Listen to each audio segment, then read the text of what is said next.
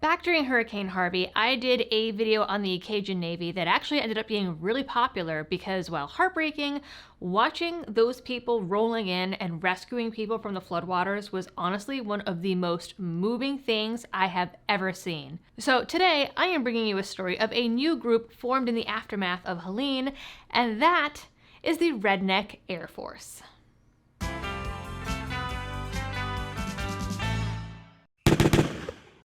Hello everyone, and welcome back to the channel. Many of you from in and outside the areas affected by Helene have asked me to keep covering the stories coming out of North Carolina and Eastern Tennessee, so here is another one of those videos. I have been getting in more and more personal stories from folks, including one of my closest friends who spent the weekend up in Swannanoa. What she told me was pretty crazy. For example, she said that they had to bring in security to their drop sites there. They said because FEMA is coming in and taking their supplies in the night. This is directly from residents in that area. They say that black helicopters fly over at night but never land. Huge cement barriers have been brought in, again in the dead of night, blocking off roads where there are still people living and trapped, ensuring that no cars can come in and out. And the sheriffs and local law enforcement have no idea where these came from. They just wake up in the morning and find cement barriers blocking off their roads. Now, maybe we could give the government benefit of the doubt and say that they are erecting these because the roads are too dangerous to travel, but in doing so, they are trapping people back there without any access to supplies now, except for people on foot, people that were getting help from the volunteers that I'm going to tell you about in this video. It's maddening, some of the stories that she told me out of that area. The area has received zero government help except for these cement barriers, apparently. No power trucks, no food drops, and photos and videos of this stuff. These people are taking them and sharing them to the internet, and these videos are disappearing the next day, something which I have experienced firsthand when I didn't save something fast enough only to find the video and every mention of it online scrubbed the next day, including out of news articles. And of course, the Wayback Machine is down right now because apparently it was hacked a few days ago, so I have had no way to prove it. And there are things, some of these stories, that I have cut out of my videos because my proof disappeared overnight. Meanwhile, FEMA is putting up websites warning people about misinformation. But I have to say, if so many people are coming out and saying these stories and giving their names and showing their faces, even police officers in videos wearing their badges, at some point you have to question, if there's this many people saying the same thing, are they really coordinating this giant misinformation campaign? Or is it more likely that the government did indeed f*** up? It is now, 2.5 weeks after the fact, and one YouTuber, Mark Honeycutt, who normally does, I guess, helicopter flying videos, has been covering this as well, and he just put out a video of Swannanoa a few days ago, and it looks still like the landscape in a Fallout video game. Now, it's to the point up there where the residents are now suspicious of anyone coming in because the amount of sabotage that they're experiencing. It's to the point where they'd rather have no one come to help while they're living in their tents or under carports rather than have the government finally show up officially. And that's saying a lot. But some folks are looking for some more positive stories, and I said that this was going to be a video about the Redneck Air Force. So while the government has completely bungled their response, to put it nicely, the real story here is how the community has stepped up. It is everyday Americans making the big difference here, and with everything from donations, chainsaw brigades, airdropping supplies, bringing them up by mule and hiker, and even organizing their own aerial rescues. Without them, we would be looking at even more missing and dead than we already are. And so that brings us to the group of veterans and former fire and law enforcement who have come together and formed the Redneck Air Force, a homegrown rescue and supply operation that they are basing out of a Harley-Davidson dealership. And from everything that I have seen and read, that thing is running like a Swiss watch. The group is being headed by ex-Green Beret Adam Smith, who said no one had even heard from FEMA in the area until a week after the storm. His 3.5-year-old daughter and her mother were two of the people trapped in the mountains with no hope of government rescue, so he decided to take matters into his own hands. He coordinated with a civilian helicopter, and one of the Redneck Air Force's first rescues was that little girl and her mom early on September 28th off Highway 9, 2 days after the storm made landfall. Seeing the way people were suffering and being left completely on their own, he grabbed some fellow vets who began surveying road damage and going door to door on horseback to see who needed help. Then they started using their own aircraft, a fleet of 35 helicopters, to fly doctors, medicine, generators, fuel, food, and even farm supplies to isolated residents in the area. He and the others said that they had no choice but to step up. The alternative was letting people starve, go without water, or suffer from treatable medical issues.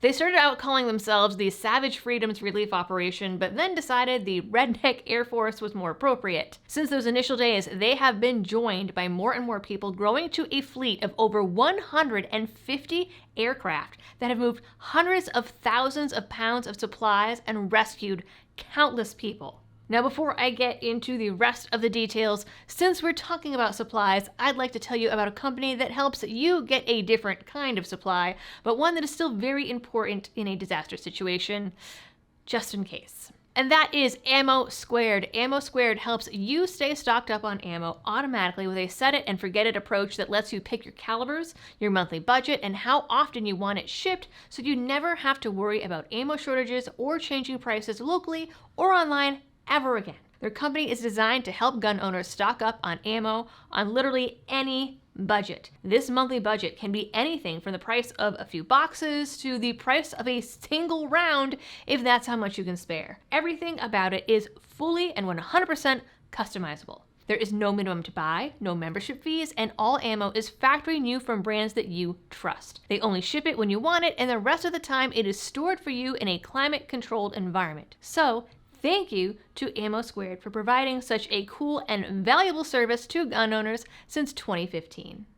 Now, back to the men and women of the Redneck Air Force. The Harley-Davidson dealership is now their forward operating base, where current and former soldiers walk around with guns on their hips and on their chests. They also have crop duster pilots, helicopter tour guides, and special ops pilots, most of them retired or off-duty military. They have an entire cyber division where they take requests in from their website and scrape social media, scouring the internet for any information on people that still need to be rescued or are in need. Then they put it all into a shared group document to coordinate their missions, determine priorities, and match assets and supplies with personnel. They vet that information through a local firefighter to confirm locations. They've got a nurse practitioner, physician, and 3 paramedics as their medical team who assist with the sick and injured. They've even partnered with a local pharmacy to fill prescriptions for those still stuck in remote areas. They've also been working with Aerolux Aviation out of Tennessee, who they say has been flying missions for them non-stop.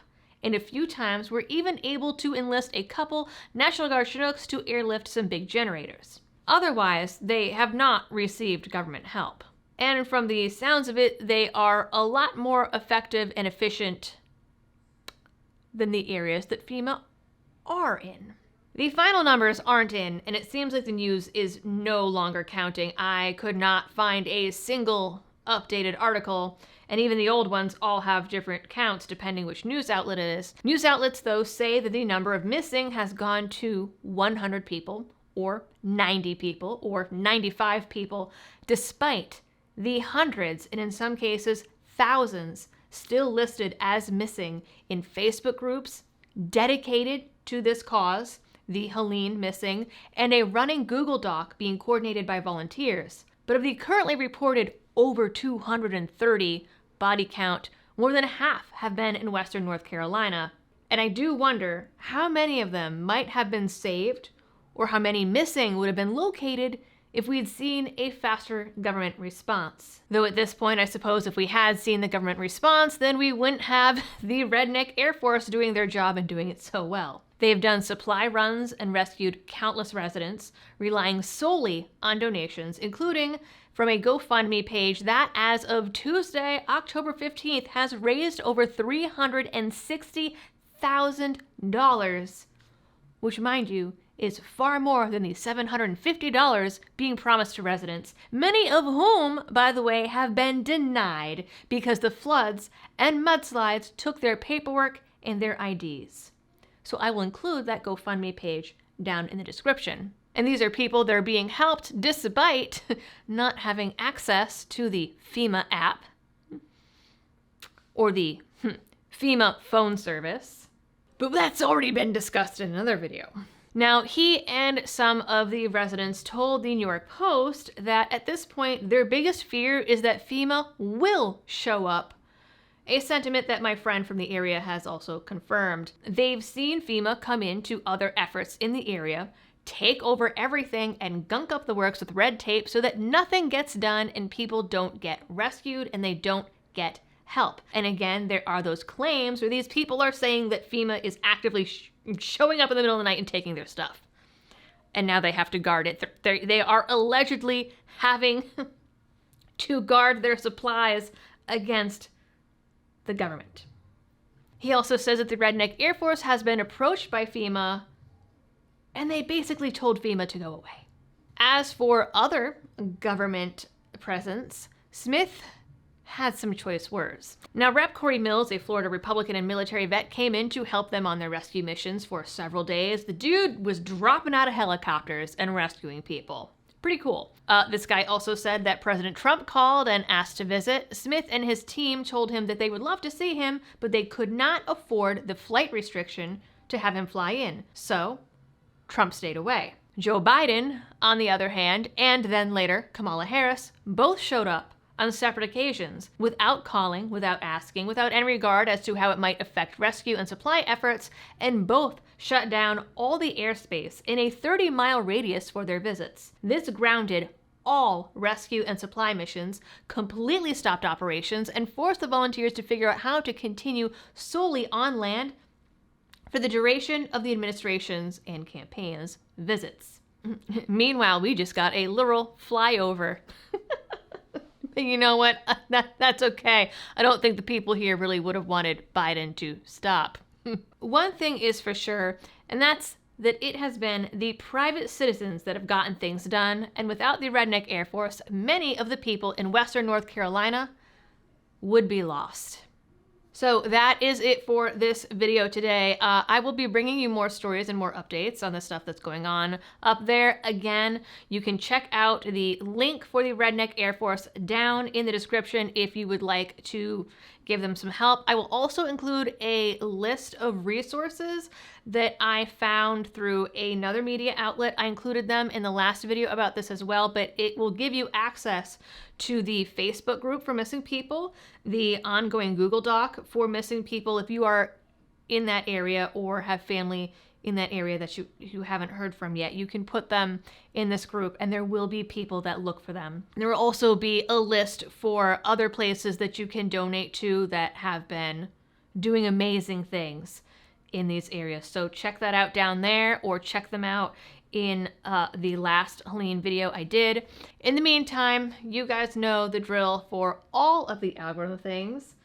Thank you to everyone for the supported comments, the people who have been emailing me and asking me to help put them in touch with people for donations and what people need. I know that a lot of these places are not taking used adult clothing anymore, so please don't send that, but they still need food and water and toiletries and other everyday items. But again, you can check those links down in the description and they should give you some more information. And as always, thank you for tuning in.